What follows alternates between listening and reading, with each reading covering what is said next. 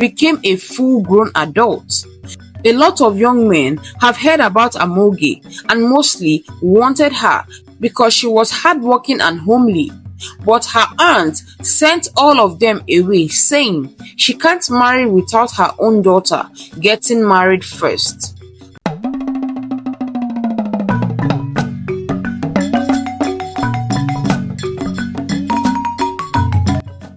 Once upon a time, in a beautiful and peaceful community known for their kindness and meekness, there lived a family named Ezenwa, blessed with 2 daughters and a son.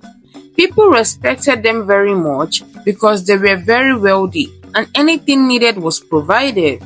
Their children names were Amaka, Chineye, and Ebuka. They loved and adored their children immensely.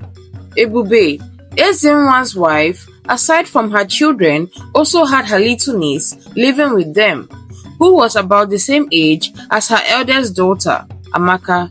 Her niece's name was Amoge. Though Amoge was her late sister's child, Ebube refused to treat Amoge as part of her own children and always made her know her place. In the home, nothing was done by her children, not even sweeping their rooms. Amoge was the one to clean, sweep, take care of her kids, ensure the home was tidy and the drums were filled. Ebube's husband was not in support of the way she handled her niece and asked her to take better care of her and be the mother she needs. But all his advice always fell on deaf ears. Amoge would work and toil from the break of dawn to late in the night, sometimes going to bed without food. There was nothing Amoge did that made her aunt happy with her. She was kept away from socializing as she had no time to rest, not to talk of making friends. Amoge would usually go to the stream to fetch water and would spend a lot of time crying and thinking too much, as that was the only time she usually had to herself. Amoge was closer to Amaka, as sometimes she would go keep Amoge company and help her.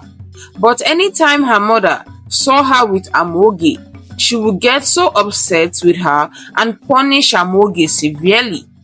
Amoge one day had to ask her aunt if she had ever done anything to wrong her, to please forgive her, that she did not mean to. But instead of getting a little sympathy from her, she got the opposite.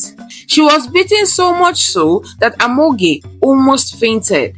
Her husband that day came home and was very upset with her and told her that if she can't raise the girl, she should send her to her other relatives to raise her and not kill the poor girl in his home. But Ebube was adamant and was not interested in changing.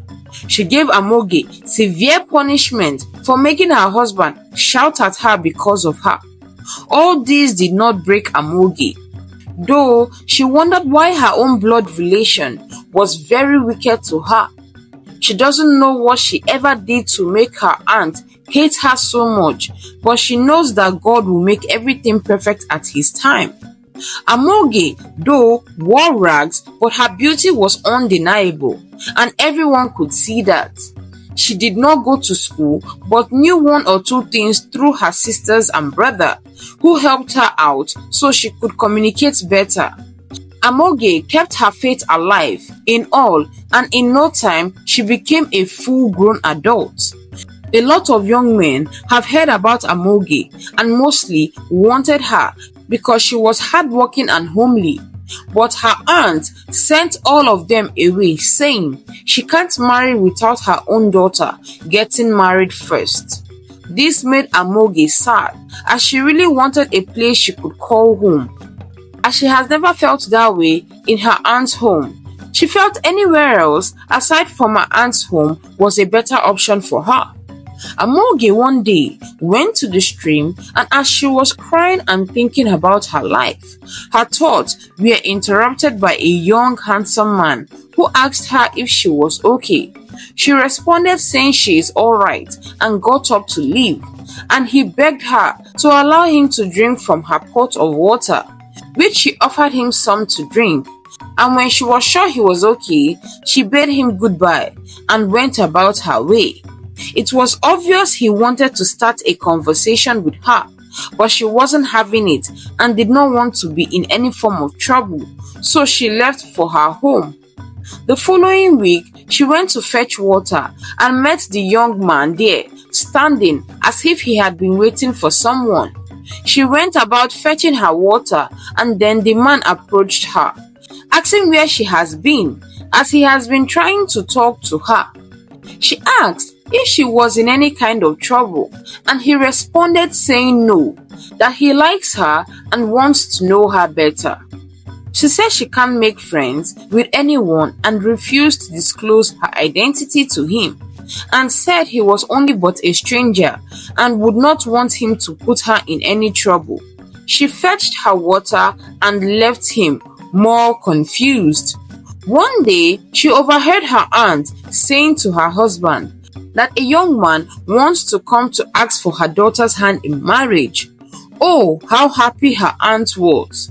She ensured that the house was clean, water was fetched and filled to the brim, and ensured everything was ready for their prospective in-laws who were coming. Her aunt was so excited, as this was an eligible bachelor who lives in the city and only came back to get married to a maiden he would take with him as he went back. The set day for the occasion drew nearer, and Amoge told her sister that she would miss her so much and she wished her well. Amaka said, "Sis, don't worry. When I settle, I will beg my husband so he can come take you so you can live free from Mama." Amoge said, "I'm not sure your mother would ever agree to this, but I wish you well. Just take care of yourself." Amoge also asked Amaka if she has met the man before. She said no, but from all she heard Mama say, she was sure she would fall in love with him. Amoge said, "I do hope so, and I hope he is a good man." They bade themselves good night after the discussion so they could rest for the big day ahead of them. Amoge sat on her bed and thought of her cousin about to leave and how she would miss her company. She wondered if she would slave away for her aunt for the rest of her life and prayed that a miracle happens in her life soon. The day came, and when the in-laws came, they called Ebube, the wife, to go bring their daughter out. Ebube went out, and as she was getting her daughter ready, she asked Amoge to go serve the guests. Amoge left to do that, and not long, Ebube could hear noise coming from the living room and left to find out what was going on. On getting there, she saw the man who came to marry Amaka holding Amoge, saying she is the one he wants to marry.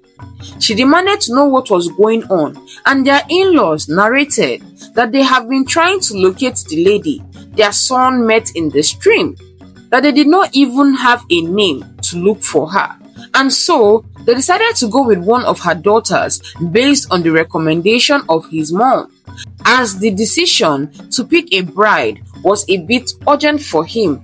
But now he has found the one his heart wants. He wants the family to please exchange sisters. The aunt couldn't hold back herself and said that if her daughter Amaka wasn't getting married today, then no one else will. And if they are ready, they should kindly leave her house. Amoge already knew she was in a lot of trouble. She went and met Amaka, who was crying, apologized to her and said she never meant for this to happen. Amaka said she isn't angry with her, just she feels a little disgraced, like she isn't worth loving. Her cousin Amoge said to her that she is the most beautiful lady she has ever come across in her life, and she hopes she knows that. They both hugged, and just then her aunt burst into the room and asked what was going on here.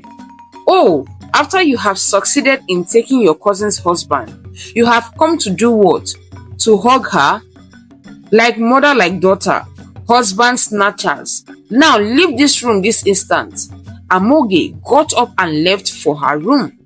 Amoge was so scared and did not know what lays ahead of her. The next day, her aunt called her, and when she went to answer, She asked her if she had finished doing her chores, and she replied saying yes.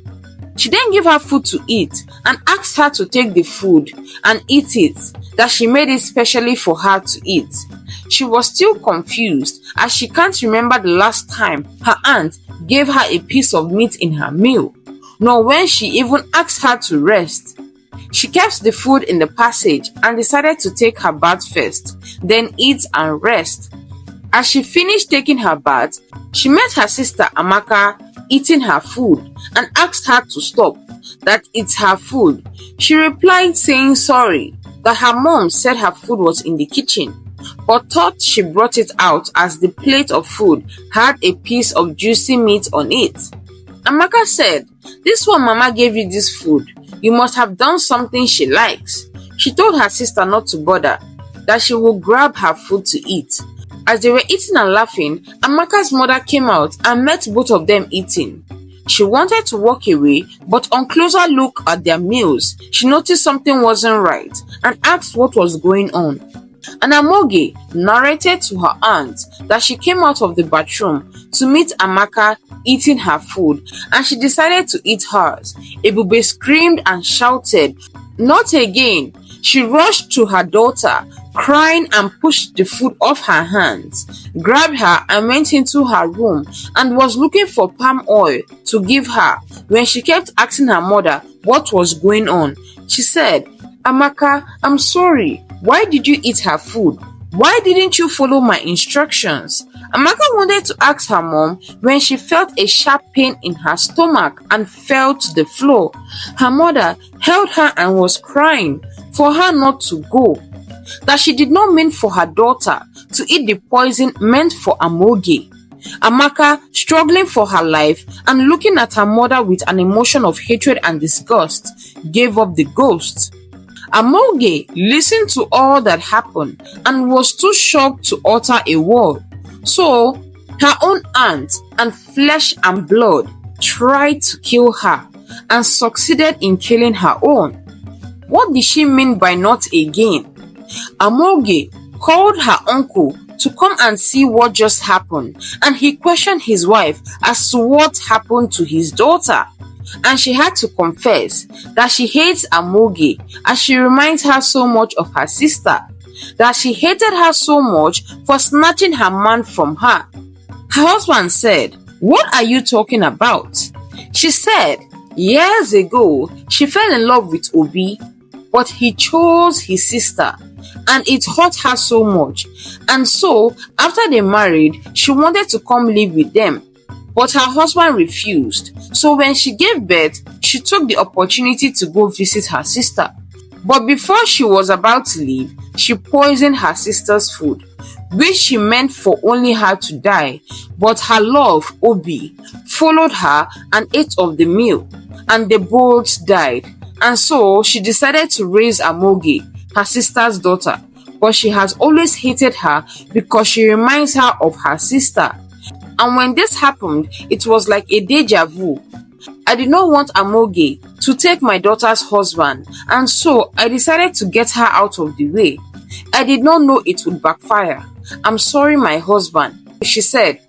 Ezenwa looked at his wife in disgust, that he never knew he had been living with a witch all this while, that she should pack her things and leave his house and never return, and the matter will be reported to the Igwe, that the penalty for all this offense she committed is death, that she should go and never return.